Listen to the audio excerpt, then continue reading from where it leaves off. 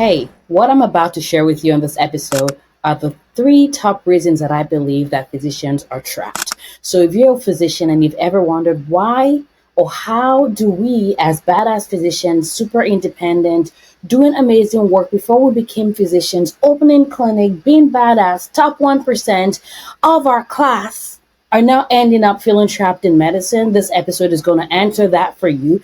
And we'll also talk about practical things that you can do in order to get untrapped in medicine. So if you're a physician and you know any physician that's burnt out, stuck, trapped, you definitely want to share this episode with them. And the reason why is this, guys. I wish somebody was out there that was going to come save us. We are the solution to our own problems, but without understanding the reason why we are the way we are and how we've ended up here today, it's going to be so hard for us to change. So I'm Dr. Latifat. I'm a physician. I'm also the founder of MoneyfitMD. This is a platform that is 100% committed to helping women physicians thrive, take charge of our finances so that we can live the rich life that we have. One of the reasons that prompted this episode was a friend of mine who also happens to be a physician leader and coach messaged me and was like, Latifah, thank you so much for the work you do with helping women physicians be untrapped. And I was like, it's interesting. This word keeps coming up over and over and over again. And the question is this, why do we feel trapped? And sometimes it doesn't make sense. For example, if you're not a physician, you're like, really? Physicians are trapped? I don't get it. So many physicians are trapped. And in fact, if you look at data, I want to say 1 out of 3 physicians would quit medicine if given the choice. I mean, let's just keep in mind, I'm not here to say everyone should quit medicine or anything like that. But the entire thing that I'm saying is this. Staying in medicine because we don't have a choice is not a solution to any problem. And so it is only an abuser that is going to say that I want you to not leave. So I'm going to make sure that I don't give you the power of choice. And so I don't think being stuck in medicine is a solution to the problem either. So on this episode today, I want to go really deeply into 3 things that I truly believe is some of the core reasons. And I'm getting this based on my experience as a coach, as a money coach for women physicians who has had the honor of coaching hundreds to honestly maybe at least 1,000 women physicians. And I'm a huge fan of success leaves clues, but also does failure. And I'm also a huge fan of systems and looking and seeing what makes sense. What are the viable, minimum viable points or the recurring themes that I keep seeing over and over and over again. So what you're going to learn today, what I'm going to talk about today are 3 things that I truly believe are some of the most common reasons why physicians are trapped. And by the way, if you're a physician that has real estate or you're doing business, this is also going to be transferable to those aspects as well, because some of this definitely crosses over. So the number one thing that I want to talk about is the fact that there's a hierarchy in medicine. And I know that, there is a need for organization and you don't want interns, being the ones leading the team and pretending to be attendings and blah, blah, blah, blah, blah. However, here's what I'm going to say. The hierarchy that exists in medicine actually can be a negative thing if not used with wisdom. What do I mean by that? So many times, right, if you're starting out as a resident, you are a first-year resident, you have a second-year resident, third-year resident, or attending ahead of you. And then you also have med students and all those people that may be learning from you and being part of the team together. And so there needs to be a level of organization. However, what we have taken, which I believe is actually hurtful for us, is we are now assuming that the people that are supervising us, the people that are at the higher level of clinical and maybe technical skills are superior to us. And the reason why this is important is this. We have mistaken a higher level of skills to mean superiority as a human. And that is why when attendings sometimes tell you things, you take it without even cross-checking. So I will give you a very specific example of how this actually impacted my finances. When I was a fellow, graduating fellow, I knew zero about money. I was, knew zero. I did not know what a 401k was, no spending plan, nothing like that. I knew zero. And I was told that what you do when you become a financial adult is you hire a financial advisor. Nothing wrong with that by itself if you know what you're doing and you hire the right person. However, I will tell you what happened was I got a recommendation for a financial advisor without even questioning what makes a good advisor an advisor. And because my attending, who knows more than I, who I highly respect, said, oh, this is the advisor that I use. I know nothing about their level of financial literacy. It's not like this was an attending that I admired how they did money. I just was like, what do you do when you want to become a financial adult? I was told you hire an advisor, so that's what I did. Unfortunately, what happened was that recommendation did not lead to my best interest. And when I started learning about finances, I realized that this person actually did not even have my interest in mind and were not necessarily making recommendations that were in line with my own goals and what was like in my favor. And part of this was not all their fault. It was also my fault because I gave my power away. Right? I gave my power away because I assumed that because someone that I respected-ish or someone that was just superior, that meant that they knew everything. And I will be honest with you guys. When I look at even my life as a business owner with MoneyfitMD, when I look at some of the relationships when it comes to like independent contractors or people that I worked on my team that didn't quite work well, these were always people or situations where I had delegated my entire power because I assumed that because they were coming to me as someone that had a skill set that I quote unquote lacked, suddenly I did not have a say and I really just delegated my power away. And I mean, I was not always like that. And for most of you guys that are physicians, I know this is not how you started. However, the longer we are in medicine, the more we are confusing a hierarchy in skill set clinically with a hierarchy in intricate or intrinsic value, and also assuming that it means that that person is just going to be like an expert at all subject matter. So this is 100% something that I found to be true. It has affected me negatively. And I can tell you that when I've coached people, in fact, I was coaching someone recently who, for them, they were in a real estate partnership with someone that, honestly, in my opinion, was kind of like a predator in terms of like the contract that they had signed. But the reason why they signed that contract was because they assumed that this person knew everything. So there was this superiority and then an inferiority complex. And that will always, when it comes to your finances, affect you negatively. I'm not saying don't learn from people. I'm not saying don't be respectful. I'm not saying don't be respectful of hierarchy in terms of like clinical skills. However, we cannot come into relationships like powerless pickles. I don't know, pickles. I don't know why I thought pickles right now, but we cannot come into this relationship in that energy because the more we do, the more it's going to be negatively affecting us. So the fact that we're groomed that way in medicine actually makes us come into every other relationship from that lack of sovereignty, from that lack of understanding and appreciation of the value that even we have as humans and that we bring to the table. And in my opinion, that's one of the reasons why we as physicians get trapped in medicine, because the same thing that we're doing here, we literally are taking it out there as well and wondering why the financial advisor is not working, wondering why the person you partner with is not working. And for me, wondering why the blah, blah, blah person that was working on my team was not working well for me. Because when we delegate our power to other people, you are always going to be trapped. You're always going to feel trapped. So again, I'm not saying be disorganized. I'm not saying like have no respect. I'm just saying that we need to not necessarily bring them down, but we need to elevate ourselves as well and understand that even though we may be lacking in that specific skill set, within or outside of the examination room, we still have a brain that works. We have a mind that works. We can ask questions from a place of curiosity, but being trapped, done with that. So that's number one thing. Number two is this. I will be honest with you. I don't think the healthcare system wants us to be free. I'm just being real with y'all. Because if they did, they would not be preventing things like our CME credits from covering things that is actually helping provide financial education to us. What do I mean by that?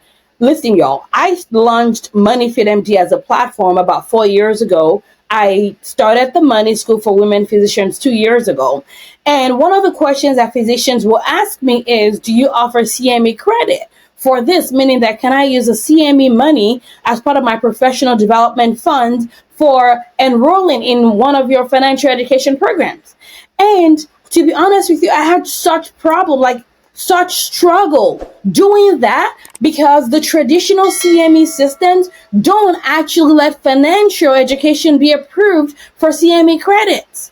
And I know you're probably like, well, why should they? I mean, if you consider the fact that finances is like the top three reasons why physicians are stressed, it's the top three reasons physicians give for being burnt out. You would imagine that if the powers that be, if the organizations that are involved in wellness and education for physicians really cared about you as a physician, then they would not try to solve the problems that they think is the problem, but they actually will listen to you and solve the problems that truly are the problems. Like, you're like, it's like literally you go into someone's house and you're like, I'm hungry. And like, would you like to watch some TV?